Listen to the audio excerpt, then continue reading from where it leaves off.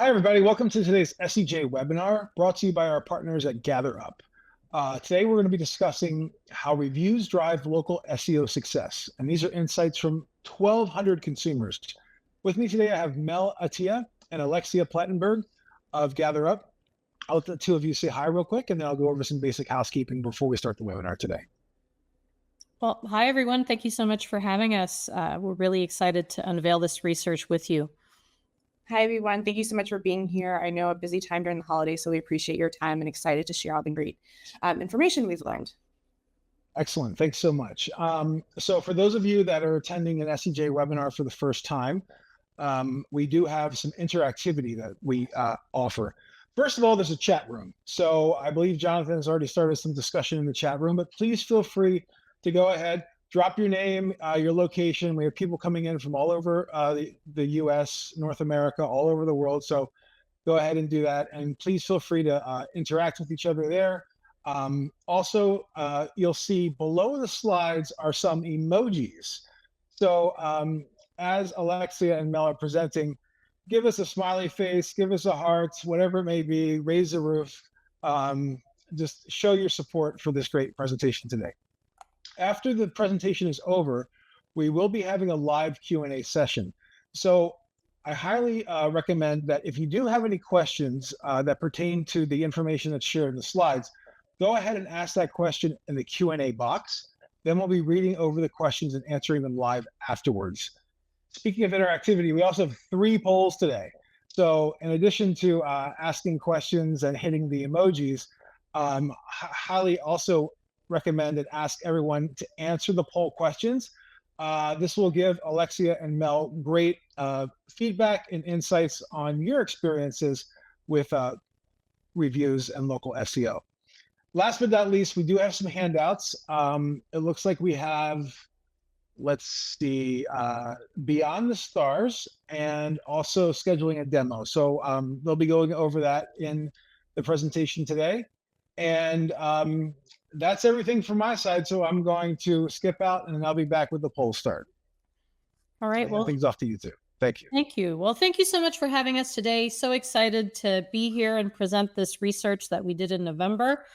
Also, I see some familiar faces in the chat, which is really lovely. I think we have a great audience here today. So I want to go over our agenda real quick, just to give you a roadmap of the next 45 minutes or so. So we'll talk to you a little bit about who GatherUp is and what we do, what actually drove us to do this research. Then we're going to break out our findings into 3 parts. So the consumer core habits of local business reviews, the slides look a bit bizarre. I'm very sorry here. The core habit of business reviewers, and then also the power of responses to local reviews. And then we'll have some concluding thoughts. We like to keep this interactive. I know that the questions will be taken out at the end, but as you think about the questions, just go ahead and ask them so we can pick them up at the right time. So I'm very excited to have with us today Alexia Plattenberg. She's our Senior Product Marketing Manager here at GatherUp. She works in collaboration with our teams at GatherUp to help deliver the best possible products to market and keep our customers delighted. And for myself, my name is Mel Attia, and I'm the VP Marketing over at GatherUp. My career actually started as a digital marketer in 1997, and I have seen the rise and fall of many search engines, and I've led many successful businesses in growing their organic search and also with excellent thought leadership. So Alexia, do you want to kick us off? Absolutely. And thank you so much, Mel, for the introduction. Thank you all again for your time today, especially during the holiday season. I know some of us have probably checked out, but we were super excited about the survey results that we gathered in 2024, November of this year, and the consumer survey results. So we're super excited to have you guys here. Before we get into the core of our presentation, I did just want to take a moment to highlight who we are. As a pure play reputation management platform, we are here to help businesses improve their online reputation through a model of listening, understanding, applying, and engaging customers to grow their business. We work with digital agencies just like yours with our white label platform as a great way to diversify your service offering and grow your revenue without adding any overhead. Whether you choose to use the do-it-yourself model or we'll do it for you model, Agencies can use our brand platform as a tool to add to their arsenal of services. Now, as a digital agency go-to solution for reputation management, we really define ourselves and pride ourselves on the quality of our partnership. So we are revolutionizing the way that reputation management is viewed, to go beyond just give me a review ask and to making it the centerpiece of direct customer feedback. Like a tire in a car, we believe the only way you can enable reputation management to grow your business is if you take a flywheel approach. Customers give feedback that can turn into actionable insights, supporting critical business improvements, and as a result, you create happy customers and new and returning business. Before we dive into our first poll, I did just want to highlight the fact that we are loved and trusted by agencies and businesses around the world. Our team at GatherUp is super proud to work with the passion and tenacity that drives our customers forward. To prove that, I want to highlight some of the accolades we have and of how we do it and why we do it. With a 4.7 Capterra rating and multiple G2 performance badges, we really pride ourselves on empowering our customers to take on a proactive reputation management strategy with a winning mindset, supporting customers like UPS and Two Mains. And while you don't see any agencies listed, it speaks to our focus on being a partner and not a competitor. As a secret weapon in the agency toolkit, we know how impactful our solution can be when offering local SEO and reputation management. Now, before I hop into the research, I would love for y'all to take just a moment to answer the first poll. And I'm curious, does your organization currently practice proactive reputation management?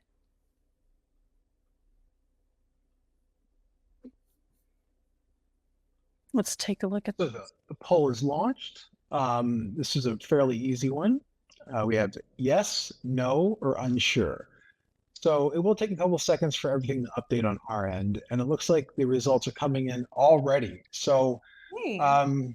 so a quick countdown: 5, 4, 3, 2, 1. Okay, I'm going to go ahead and share the results. Wow, guys, I'm super excited to hear this. It's like finding out as a mom your kids were actually listening to you. I'm so happy you guys have something in place. So thank you for taking the time to share. This is awesome. Perfect. So why did we do the research? Why did we survey over 1,200 Americans about their opinions on consumer reviews? Well, because we're data nerds and we thought it would be fun to learn, but also we know the impact of online reviews can have in creating confident and eager purchases for your customers. So we wanted to bring you the most relevant and recent customer sentiment in the US market to support your current and future online reputation decisions. Buyers have access to way too much information. If great minds like think with Google. One thing I was doing recently, my sister is her birthday dinner's tomorrow, and I was in charge of picking the restaurant, and I looked through over dozens of reviews for like 3 to 4 spots to find the right spot. There was immense pressure because the Dallas food scene is a little lackluster, but thanks to reviews and photos, I was able to use the feedback and experience of my peers to decide on a restaurant. Now, I did put out the disclaimer. If it actually turns out to be bad, I don't want to be pressured or blamed. But being able to take those opportunities to look for reviews and to understand what businesses were offering and what would be the best for the fit that we have. I have a niece and a nephew. It drastically changed my customer experience before going in, and it helped me make the best decision for me and my family. According to Think with Google, 60% of consumers take 6 or more actions before deciding to buy a brand or product that is new to them. They want to feel confident, they want to feel sure, and they want to feel clear about what they're doing, the purchase that they're making. Buyer's remorse is a real thing, and so anything we can do to decline or mitigate that buyer's guilt, we want to be able to do so, and reviews is such an impactful way. According to Think with Google, in their research survey, 75% search specifically for reviews and information. Like I mentioned, especially if we're looking for something new, we don't have a lot of experience with it, or we're not an existing customer. Trying something new today can be scary. It can be fearful. And we've all had experiences where we were a little jaded, and we know what it's like to go in to trying something new without a lot of sentiment or feedback or idea of what we're getting ourselves into, which is why confident consumers are 18 times more likely to recommend the brand to family or friends. there is no better advocate or champion for your business than existing customers.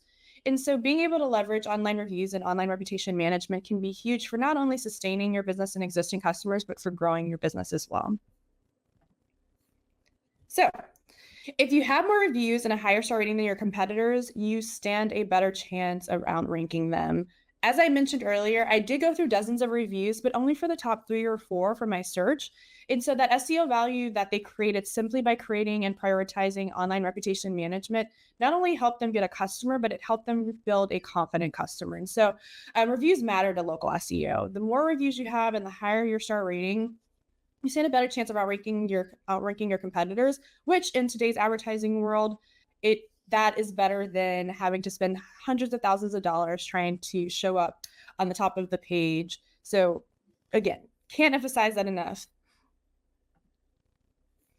Now I'd love to kind of go through a little bit about our methodology. And so we weren't really satisfied with the data that was online. A lot of it was either too old, and we wanted to make sure that we understood what the current sentiment of consumer online reviews is amongst customers. And so a collaboration with Miriam Ellis, who is an SEO expert, we ran a SurveyMonkey survey throughout the month of November, asking 30 plus multiple questions that take into account demographic information as well. And we received over 1,200 survey responses. Again, this is just to the US market, and the census was balanced for both age and gender. Now I'd love to pass it off to Mel so that she can go through the data results, and I'll hand it back over to my VP of marketing. Okay, well, thank you so much, Alexia. So let's dive into part 1, the impact of local reviews on consumers. So we're starting strong here. Our research reveals that 99% of Americans read reviews when they engage with a local business and services. And 85% of them have a certain level of trust when it comes to the reviews that they see online. Now, it's not absolute trust, it's a certain level of trust. And it really is seen as a bell curve here. So what's really interesting is 21% of the survey respondents said that they completely trust online reviews versus 17% of them saying that they don't trust them at all. So there's a bit of a cognitive dissonance there. 17% of folks don't trust the reviews, but they still search and use reviews to make decisions. So really interesting to see how they're approaching the reviews as a part of the buyer journey here. So for me, alongside what Alexia just said, is that online reputation is the cornerstone now of the buyer journey. Having a poor or having no online reputation is highly likely driving away potential business from you. We actually quantify the impact of that later into the presentation.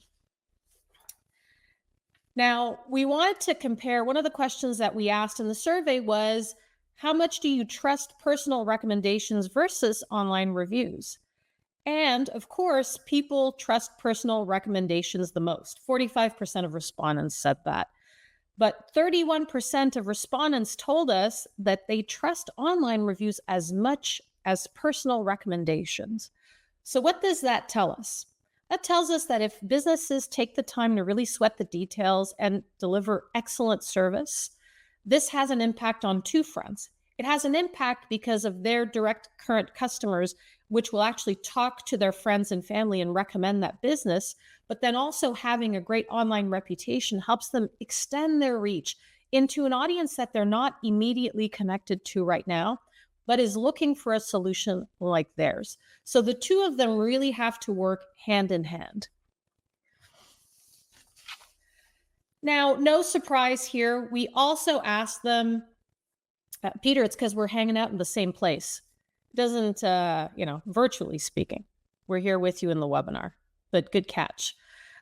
So Google reviews absolutely dominate. We know this. What's really interesting here is that the next contender that is not so retail related, so Amazon is much more about reviewing things. These other websites are about reviewing services.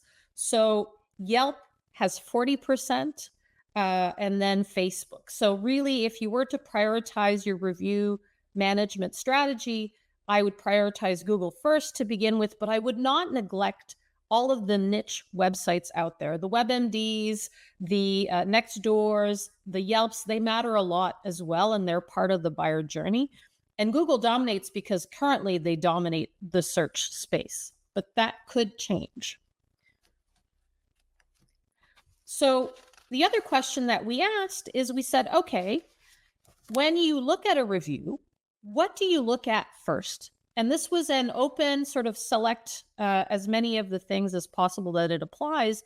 And what was really interesting is users will use reviews like the rating to do a first selection and looking at the top rated ones, but then they go in and they actually sort not by the most relevant, but by the most recent. So review recency really matters. And we actually have even more data a little bit later where we talk about like how recent does a review need to be impactful. And then they immediately go and score and look at the lowest or most critical review. So really interesting. Most recent review, lowest scored review, and then highest scored review. Fewer than 10% of respondents said that they would not sort through and they would only go from what was seen at the very top. So this tells me again that having a reputation management program in place where you're consistently asking for reviews, that you're not just doing occasional review blasts, will have a higher impact in your ability in getting more business. Now, how consumers read reviews, we've asked them the question, and you can actually see this in the full report. There's the link available to you right now. Is we've got here 47% of respondents saying that they would look at reviews immediately before a transaction. But a portion of these folks also said they would look at reviews very early in the buying process, even if it wasn't imminent, to start making their decision, and then look at them again just before the transaction. So really, even if somebody has heard about your business 3 months ago as they were starting to think about the need, they will look at it again before engaging with you. So that's really important. And 48% of people said that they would form an opinion after reading 3 to 5 reviews. But in the research, some folks go more than 10 reviews. Very few folks only look at 1 or 2 reviews. So again, it really matters what's in your most recent reviews, what's the most critical reviews, and how the business responds to those, and then your best reviews and how the business responds to those. All right. Sounds like we have another poll. Yeah. So I would love to know, sorry, please take it away. Oh, okay. Thank you. How many reviews do you read before you engage a business that is new to you? So would that be none, 1 to 2 of the reviews, 3 to 5 of the reviews, 6 to 10, or 10 plus reviews? We have some responses coming in already, and almost everyone voted last time. So please make it a point to go ahead and vote this time. A little bit more answers and choice than before, but how many reviews do you read before you engage a business that is new to you? So a quick countdown: 5, 4, 3, 2, 1. And here are the results. Any thoughts? Yeah, I mean, this aligns to our what our findings showed about from the survey. So very few look at none, and even fewer. Well, now the numbers are moving around, but so right about 10% read 2 or less reviews, and then really the core is at 3 to 5, and then you have about a third of people that read 6 and more reviews. So sounds like we have an audience and people that are engaged more and being informed before actually engaging with a business or a new product. All right. So beyond traditional review platforms, folks also seek out social media. And what I find very interesting with having Instagram, TikTok, and Reddit being strong contenders or places that people rely on to get information on new to them products and services is that these sites have in common with online reviews from Google and these other platforms that it's user-generated content. It's real people showcasing and sharing their experiences with products and services. And I think what makes Instagram, TikTok, and Reddit so compelling is that people share their experience with the product or service, but using pictures, videos, descriptions, It goes a lot further still than what an online review can offer. And so I find that very interesting. So to me, this says you really need to manage both aspects. How your online reputation appears with the reviews and ratings with the different websites that engage are important for your business, but also how social media perceives your business and how your brand is being discussed. So let's talk about trust and authenticity in reviews. I had mentioned the attraction for social media and the fact that it uses multimedia, essentially, so photos and videos, to look at products and services and to discuss them. Well, same thing for reviews. 53% of respondents told us that they trust reviews from people that actually have real profile photos. And so they want to know that they're looking at a real person, and not just real photos, but further in the research, you'll find that if the person has a real person sounding name, if they use natural language, right? If it's a descriptive yet interesting review, it doesn't sound generic, it's not keyword stuff. These are all things that increase the trust signals. On the flip side, they told us that 60% distrusted reviews that they suspected were AI generated or responded by the business that were AI generated. So what does this tell us? It tells us that if you're going to use a review management platform, avoid canned responses, avoid over automating, avoid generic replies. If your customer is taking the time to leave you a long, thoughtful, descriptive review, take the time to respond in kind to them. That goes a long way. And remember, from the folks that were looking at 5, 10 reviews, they look at all the reviews that you have and how you respond to them. That's how they make a decision in engaging with you. So let's talk about the minimum star rating that consumers generally accept. So we have, in the survey, about 30% said that they would not engage with a business that had a lower than a near perfect or a perfect score of 5 stars. So people are becoming tougher and less tolerant of bad experiences. 43% of people said that they minimally needed 4 stars from a business, and fewer than 3% of people said they would be okay with a business that has a rating below 3 stars. So again, if you have a non-existent or a bad review profile, very low stars, people aren't even taking the time to look at your profile. They immediately eliminate you. So it won't even be a matter of you responding or not. They're just going to dismiss and fly over your business. So some takeaways for you here. Really important to build a diverse and authentic review strategy. Reviews and reputation is no longer just a nice to have. 99% of consumers in the US, and I'm willing to bet that this behavior is similar across the world, take the time to read reviews when engaging with businesses, products, and services that are new to them. So that has to be an integral part of the discovery process and your go-to-market. Important to focus on Google because they still dominate the place where people go and seek reviews, but really don't ignore the other platforms. Those are important as well. Some people will go and find more information on other more specialized websites, and they seek out that information purposefully. And also make sure that you emphasize review recency and authenticity by keeping a steady stream. It should actually resemble the business flow and volume. So if you're a restaurant and you have dozens of patrons every day, there should be a trickle every day of new reviews coming into the business, because that's how the business operates. It shouldn't be these big heaps of 50 reviews and then nothing for 2 months and then another 50 reviews. That also will trigger some parameters with websites that might have review spam monitoring. And so you want to be careful. You want it to look natural and authentic. And the way to do that is just to tie it back to transactions at the moment of an invoice or at the moment of at the cash, just saying, hey, by the way, we're going to ask you for a review. So that's our first portion. The next section of our research is the core habits of local business reviewers. And we want to know what actually motivates them. right? So it's one thing to rely on the reviews, but also you want to know what motivates reviewers to actually want to leave a review. So what really was interesting for us is that 83% of the respondents said that they sometimes or almost always leave reviews, which is really interesting.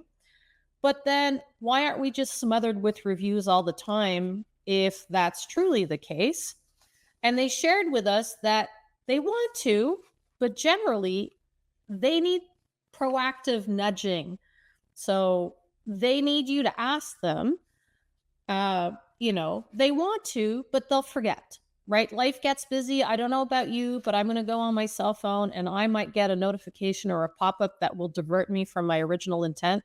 I think that happens to me 12 times a day. I'm sure that happens to you as well. Some of them told us that they used to do it more, but now they're pretty busy.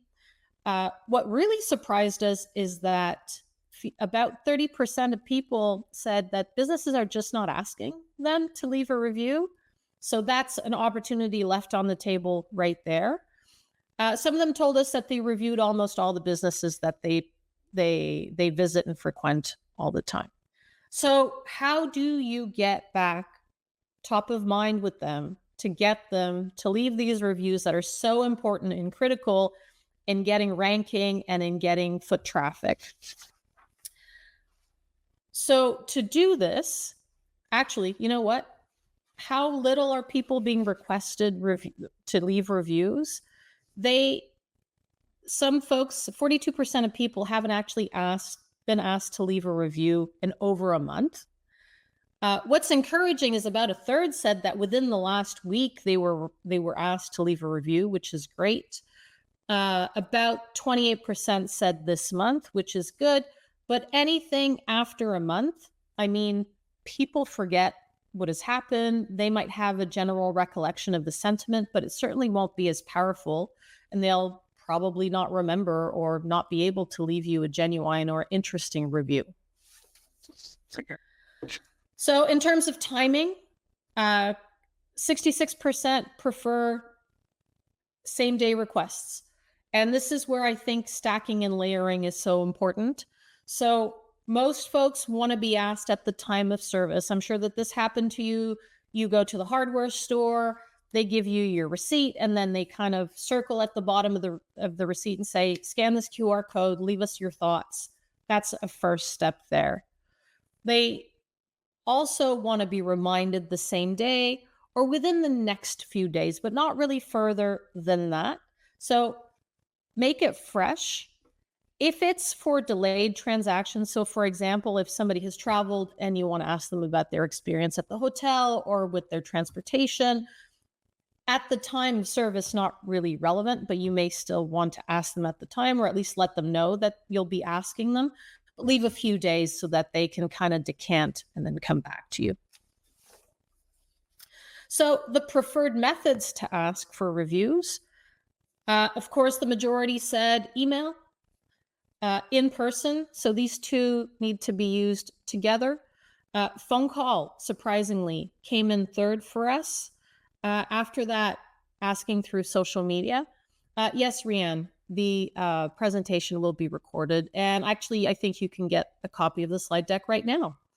And SMS text. So we have other research that we did actually earlier this year where we looked at our own customers, GatherUp, and we can tell you that if you combined email and SMS as a channel, we've seen that for every 100 requests sent for reviews, 26 reviews came out of that. So when you combine multiple channels, that's where you get the most reviews. So think of this as at the time of service, you let them know that you'll be requesting a review. You may also just give them the option to have a scan, like some kind of signage inside of the business that they can scan and leave a review. Remind them by email within 24 hours, and don't hesitate to add a second channel to go multi-channel. Think that people have their cell phones, mobile phones in their hands at all times. So make it easy for them to leave you the review or give you the feedback. Scott asked, what's the percentage if you drop out email from the SMS number? You know what? That's a great question. I believe the number is 16%, but I might be wrong. I would recommend that you actually take a look at our Maximizing Your Online Reputation. We have the numbers for 2023. We'll actually be coming out with the 2024 numbers early next year. So I guess you'll want to stay tuned for that, Scott. All right. And then what we wanted to know is, where do people actually go and write reviews? Well, they go and write reviews where they read the reviews. And at no surprise at all, Google dominates again. Yelp is the next big contender for reviews around experiences and places. Then Facebook, TripAdvisor. So again, very important to make Google a place for people, give them an option to go and leave reviews there, but don't neglect the other channels. They do leverage them. And we talked about the power of social media. So places like Facebook, of course, should be a part of your review strategy. And what we wanted to know is actually what motivates them to leave you a review. And 72% of respondents said that they want to reward great service. So this is where, again, sweating the small details, making sure that your customer is delighted, that if there's any point of friction, that they have an opportunity to raise it and have you address it. People want to reward you and make sure that a good business, a business that actually takes the time to serve them well, does well. And so they're motivated by rewarding. 60% of reviewers said that they wanted to warn others of poor service. So what's interesting here is the second stat here that accompanies this, which is the 31% will share unresolved complaints online. So what's interesting here is that people want to reward great service, but then use reviews as a last resort if they feel that they could not escalate a problem at the time of service, or if they're not given an opportunity to actually give feedback in private. People want to give feedback in private, but if they don't have the means to do so, or if they do ask for help and they're not being helped, this is where they'll turn to public reviews to try and get escalation. Thankfully, Alexia will cover some of the impacts if you do take the time to respond to those reviews and what will happen from there. And then moving on to spam warnings. So I talked a little bit about this a few minutes ago, right? So if you, for whatever reason, engage in deceptive review practices, it could be buying reviews. It could be also these spray and pray review practices where you have no reviews for 3 months and then suddenly you email your whole customer base and then there are thousands of reviews that come in. Platforms will view these suspiciously and will flag them. I've read of some instances where Google will just like remove a bunch of reviews and not really explain why these legitimate reviews aren't showing up. But if you end up with a spam warning or a label on your business page where the reviews live, the consequences are really dire. 37% of respondents said that they would outright avoid a business that's flagged for spam. And not just avoid the business, but 18% of them said that they would actually warn other people seeking that service about that business. So there's seepage that goes into offline word of mouth. So some takeaways for you here. Winning again with proactive reputation management. People want to leave reviews. 87% of people said, yeah, I love to leave reviews. I will almost or sometimes leave a review when asked.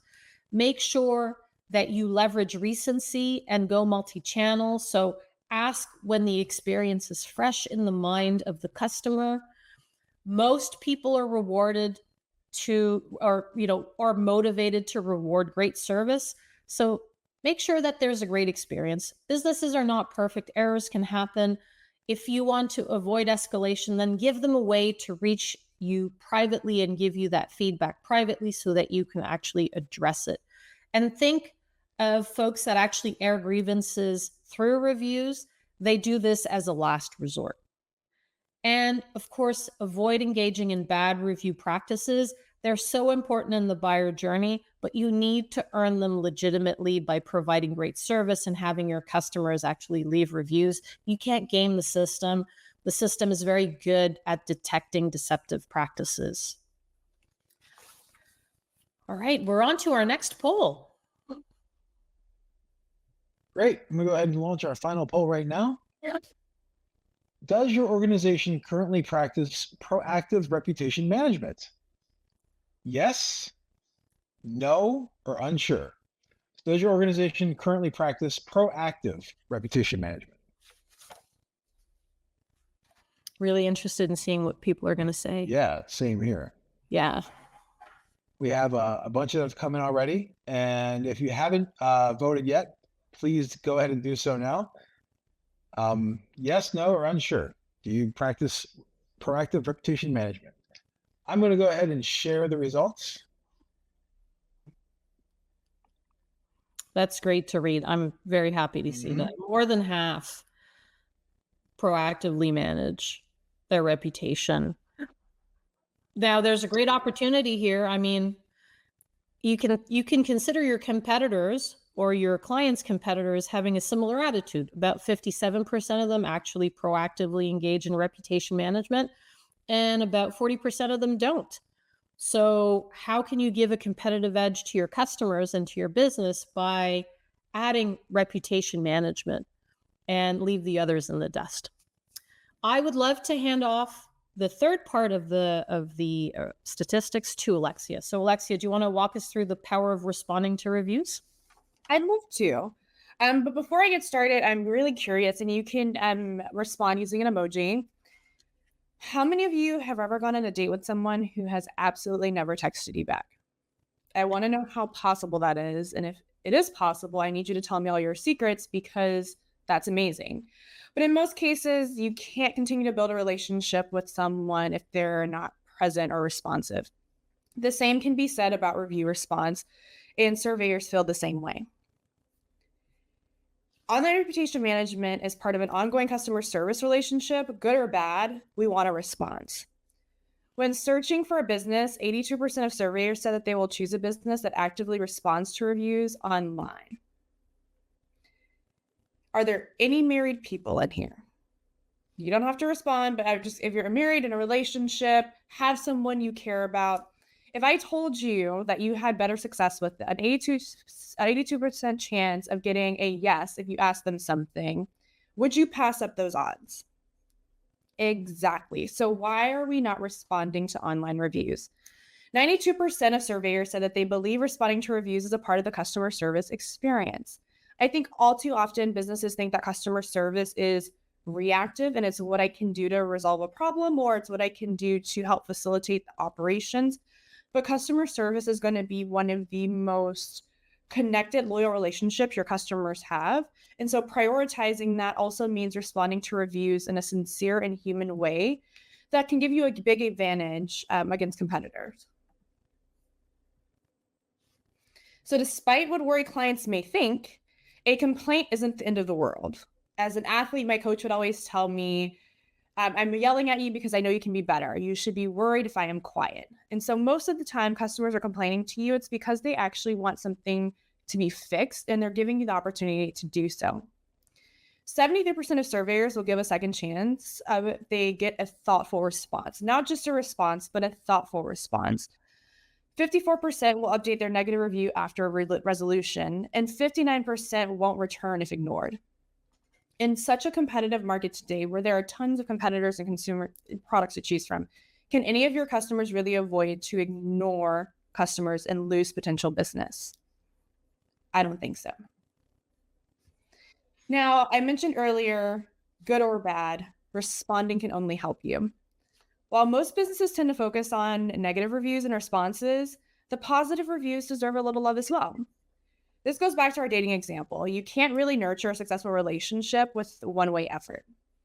73% of our surveyors showed appreciation and appreciate acknowledgement of positive feedback from the business. When I read that, I completely understood. And I completely understand being able to make that connection. This person took time out of their day. They had a great experience and they took the time to share that, which ultimately will support and help your business.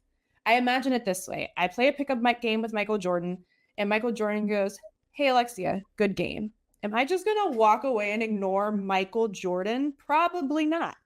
So why would we ignore our customers? We never, ever, ever want to ignore customers because we want to treat customers like they're our MVP, because they're the champions out in the market for your business. Now, quantifying potential missed business is difficult without NSA or telepathy or spying on people, but I would like to assume that it's costing more to not respond to reviews than it would to respond. Cost is silence. 59% of surveyors won't give a business a second chance if they don't respond to their negative reviews. Again, no one likes being ignored. No one. And surveyors agree. 44% will tell others about being ignored by the business, and 32%, and I'm just going to say it again because I was very shocked and also a little dismayed, 32% will actively seek out competitors. I'll put it this way. Sending a customer to a competitor is like sending Jordan to the Pistons. You just don't want that going down in history for you. And so being able to build that trust with consumers through active responses, human, sincere, thoughtful responses can dramatically change how customers view your customer service experience with your business and definitely give you a competitive advantage over your competitors. Don't sacrifice efficiency for over automating. In the world of AI, I know we are all curious, maybe a little fearful, but definitely excited about what AI can do about creating efficiency and saving time and money as it continues to be developed. But 64% of surveyors are discouraged from writing reviews if they think that it's going to be responded with an AI response. To Mel's point earlier, 60% of surveyors won't even interact with the business or engage if they feel like your responses are AI supported. Now, I'm not telling you not to use AI. I definitely think you can leverage AI as an assistance to help respond to more reviews quickly by offering suggested responses, but giving you, the brand, the opportunity to personalize the response for each review. There's nothing worse than going on someone's business and looking at their reviews, and everything is a "thank you for your feedback. We will tell the appropriate team," or "thank you so much for your feedback. We're super excited that happened." To me, the personability behind it, feeling like I'm actually being seen and heard by the business, good or bad, is dramatically changes my loyalty to that business. And so avoiding fully automating and using the same replies throughout can make a major difference in how not only you generate more reviews, but also how you continue to manage and respond to those reviews and build that customer relationship. So, trustworthiness is not built immediately, it's built over time, and that comes with responsiveness. 69% want to see apologies and responses when addressing negative reviews. I was actually in a meeting earlier today, and it was so funny. One of the person presenting mentioned that they worked at the Cheesecake Factory, and I was like, "Oh my gosh, I used to work at the Cheesecake Factory too." But what I learned working in retail and hospitality and food and beverage is that the customer is always right. A sorry is free. It costs you nothing, and it can only build rapport and loyalty with your customer base. So being able to not only thoughtfully respond, but offering an apology and resolve for the inconvenience or experience that negative reviewer had can go a long way. 67% value offers to make things right. Last week before the holidays, me and my girlfriend went to dinner, and we had a reservation at 7:00. We didn't get set till 7:53. And not only did we not get an apology, but we got the runaround about why nothing was offered to us. And so therefore, not only do we not spend as much as we would typically spend, we also have no plans to return. And so every customer experience, complaint, good or bad, is an opportunity for you as a business to make things right. When customers give you the opportunity to make things right before going and telling the world how terrible you are, you want to take that opportunity immediately. 42% actually appreciate contact details for resolution. I know that today we're in this world where people hate being on the phone, no one likes to talk, but I think that when people have something to say, you want to give them an outlet to listen and a channel to listen. And so it was very intrigued to see that, because again, I don't like talking on the phone until I absolutely have something to say, and by that point, you probably don't want to hear it, but being able to provide that as a solution is going to be critical. Now, I mentioned before, quantifying potentially lost business is going to be a little bit difficult, but what we can say is unanswered feedback is a brand liability. 53% of surveyors don't recommend the business. 32% will seek an alternative, And a whopping 97%, I'm going to be honest, the way I grew up, it's 100% to me. 100% of the people won't engage with a business less than 3 stars. That's going to be critical when you think about your brand reputation and brand liability.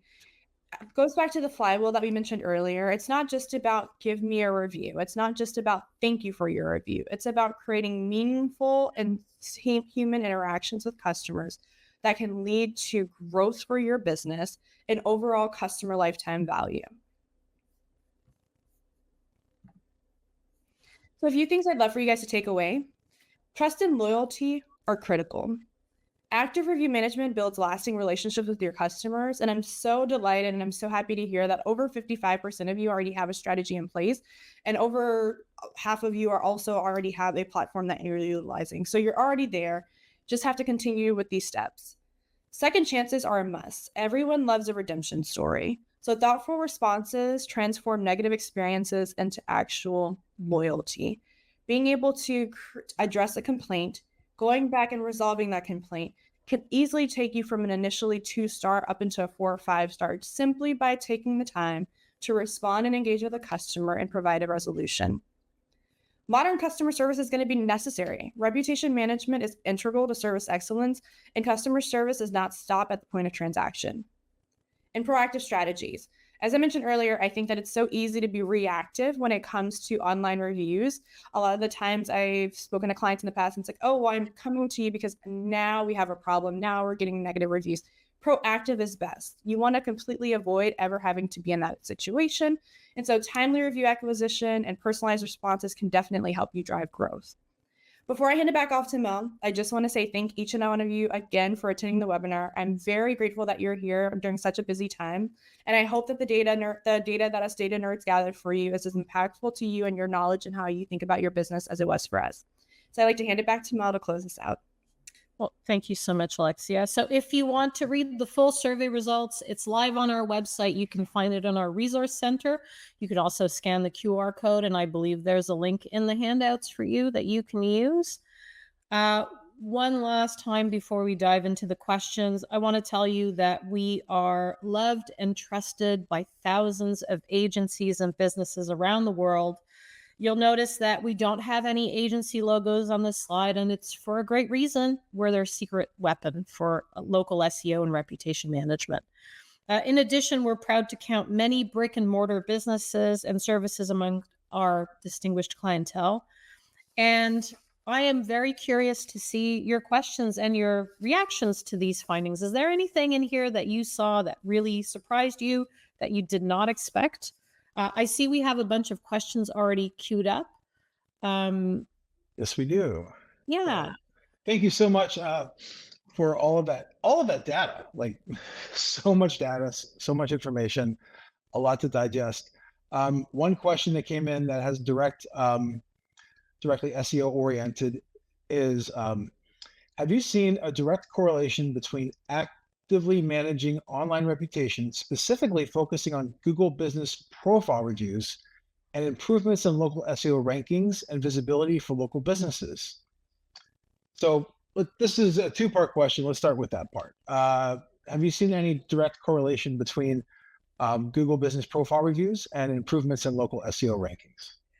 So there are plenty of correlations out there. I do know that Sterling Sky and White Spark both leverage reputation management as part of their toolkit for local SEO.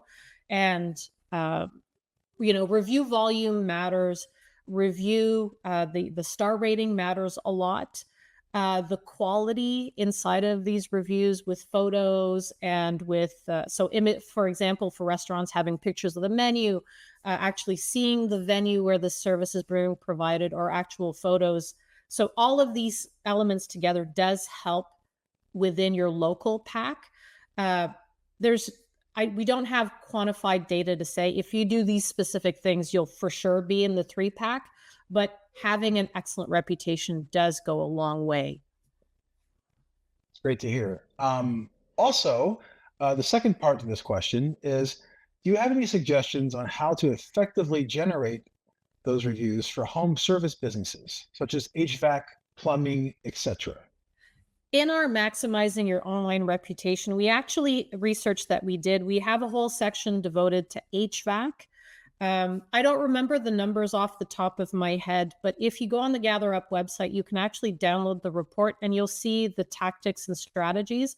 And actually, we provide information on the number of first and third party reviews by segment, and HVAC construction is, those two are mentioned in that piece. I'm sorry I can't give you a better answer right now, though.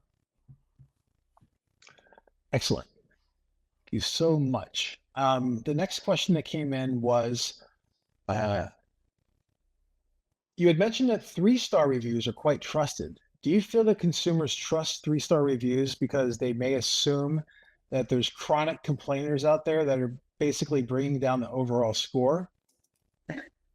I feel like Alexia would have a good opinion on that one.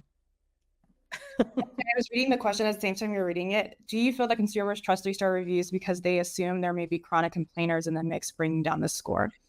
What I think and what I see from the research is that there is a slight distrust amongst 5-star reviews only because no one's perfect. And so I find that people view 3-star, 4-star reviews as more authentic, but that could also be dealing with the content of the reviews. I think when you only look at the star rating, that gives a slight misconception about the experience with the brand. Most often I see 5-star reviews, it's because a brand really did go over and beyond. And a lot of the times you see the 3 and 4, it's like, oh, everything was great. I don't have anything negative to say. They just didn't want to give a complete 5-star to, I guess, misrepresent the perfection of the business. And so for me, I don't think it's that it's chronic complainers. I do think that it's important for people to go beyond just the star rating. Similar to what Mel was mentioning in the survey, people do search by, most recent review, highest rating, and then lowest critical rating. It's really going to be about the content because it's really hard to get into the psychology of why someone gave a star rating, especially when you look at the content. It's like, oh, I have nothing bad to say. Everything was great from start to finish. It's okay, then why did they only get 3.5 stars? It's just a personal thing. So yeah.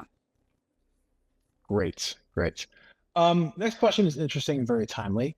Have you seen an impact from Google generative AI search on reputation management on Google branded searches? I don't think we have enough data to answer that question well. So I would say stay tuned for some more research we'll be doing.